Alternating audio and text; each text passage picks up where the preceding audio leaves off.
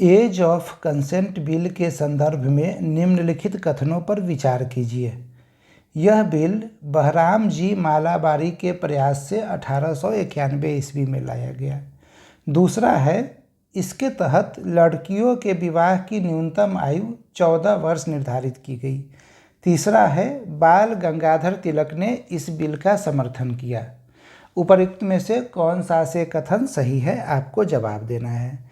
As of consent bill 1891 ईस्वी में लाया गया। इसे सम्मति आयु अधिनियम हिंदी में कहा जाता है।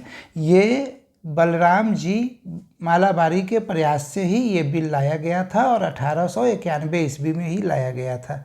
तो ये अपना पहला स्टेटमेंट सही हो गया। ठीक है, इसके तहत लड़कियों के विवाह की न्यूनतम आयु 14 वर्ष निर्धारित की गई।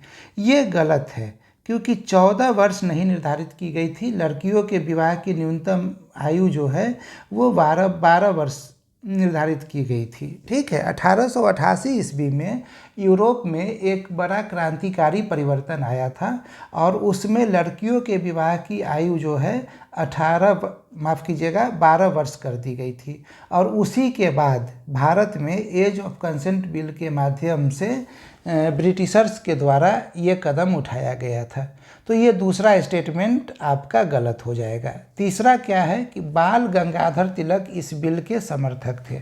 तो ये एज ऑफ कंसेंट बिल जो है ना, ये एक बड़ा क्रांतिकारी कदम था। तो कुछ लोग इसके समर्थक थे, कुछ लोग विरोधी थे।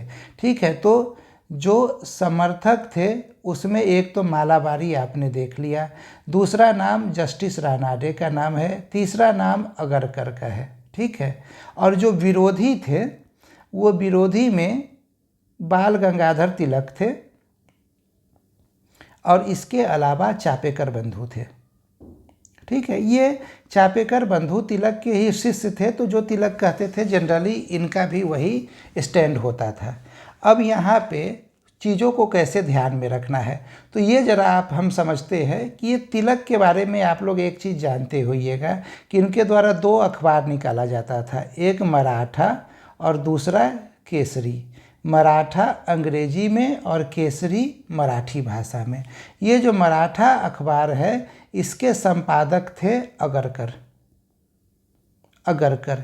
अब देखिए, ये तो एज ऑफ कंसेंट बिल के सपोर्ट में है, तो जैसे ही एज ऑफ कंसेंट बिल आता है, अगरकर जो है वो एज ऑफ कंसेंट बिल के सपोर्ट में बिना तिलक से पूछे मराठा अखबार में एक एडिटोरियल छाप देते हैं।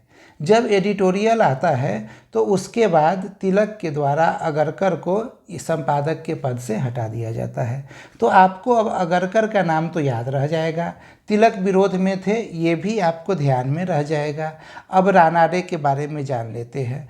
तो इस बिल का समर्थन किया जाए या विरोध किया जाए, इसको लेकर रानाडे और तिलक के बीच में काफ़ी विवाद था। ठीक है, तो तिलक का ये कहना था कि ये जो भी सुधार होने वाला है ना, वो सुधार समाज व संस्कृति के माध्यम से होना चाहिए।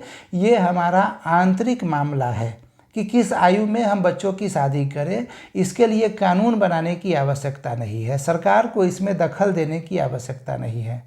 रानाडे कहते हैं कि तिलक जी, आप जो बातें कह रहे हैं वो तो सही है कि समाज व संस्कृति के माध्यम से सुधार होनी चाहिए, लेकिन उनका कहना है कि साथ ही एक सख्त कानून भी होना चाहिए। क्यों सख्त कानून होना चाहिए?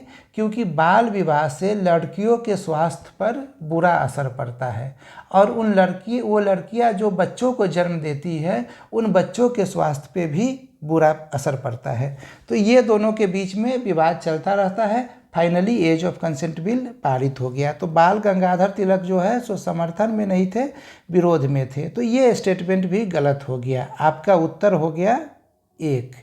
ठीक है, यहाँ एक बात और ध्यान में रखिएगा कि 1885 ईस्वी में कांग्रेस की स्थापना हो चुकी है और ये जो समर्थन में है या विरोध में है, सब कांग्रेस के सदस्य हैं। तो जब कांग्रेस से पूछा जाता है कि आपका क्या स्टैंड है एज ऑफ कंसेंट बिल में, तो कांग्रेस कहती है कि हम एक राजनीतिक संगठन है और हमें अभी सामाजिक सुधार से कोई ज़्यादा सरोकार नहीं है।